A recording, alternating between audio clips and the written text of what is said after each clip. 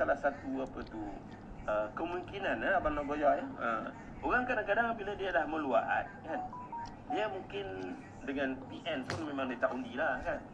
Dia dah meluat pula dengan PH. So dia tak keluar mengundi lah, itu je. Itu yang kita takut. Itu yang kita takut. Kan?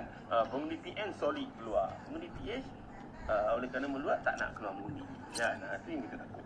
Dan perkara ini, inilah perkara yang mesti ditangani daripada sekarang. Sebab pilihan raya ni selepas PRN Sabah, PRN Melaka pula tuan-tuan.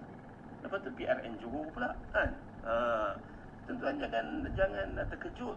Kita dok kata PRN tak kuat, kita kata di Melaka Lebay Zul tak kuat. Jangan. Siapa sangka yang Lebay Zul, ahli Parlimen Jasin tu boleh menang di Jasin? Siapa sangka tuan-tuan? Jadi maksudnya kalau kita dalam keadaan macam ni kan, bergaduh bersama sendiri dan sebagainya kan. Jadi saya tak terkejut kalau keputusannya tidak berpihak kepada kita dalam keadaan ini. Dengan perebutan kursinya kan, UMNO tak nak bincang kursi. Contohnya di Melaka kan, UMNO kata 3 kursi yang PN menang pun kena bincang.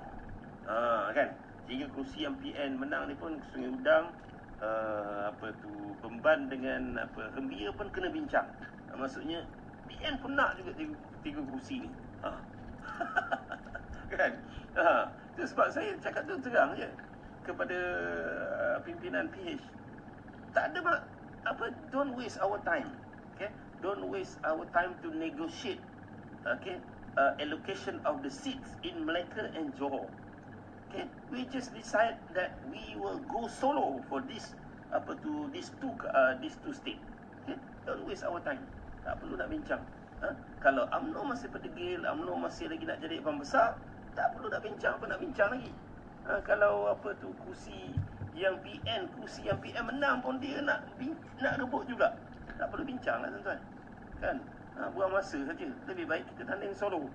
Di Melaka tanding solo, di Johor tanding solo. Apa nak kisah? Kan? Pimpinan PA saya tak pastilah. Tapi ramai yang masih nak bincang lah. Jangan, kita ni kena ada maruah. Kita ni kena ada harga diri. Kita kena firm. Kan? Kita tengoklah. Kita lawan je kalau orang yang tak nak bincang apa nak ataupun yang nak berlagak jadi abang besar, dia nak tanding 21 kursi, sedangkan pada PRU 2022 BN satu parlimen pun tak menang. Satu parlimen pun BN tak menang kat Melaka tuan-tuan.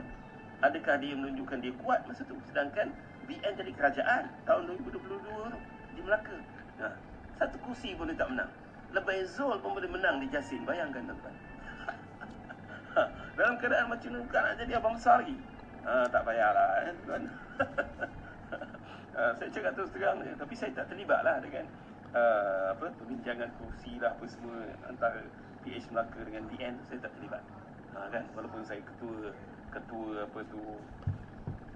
amanah kawasan Hantuah Jaya kan, dan juga masih lagi AJK pimpinan amanah nasional, tapi saya tak terlibat.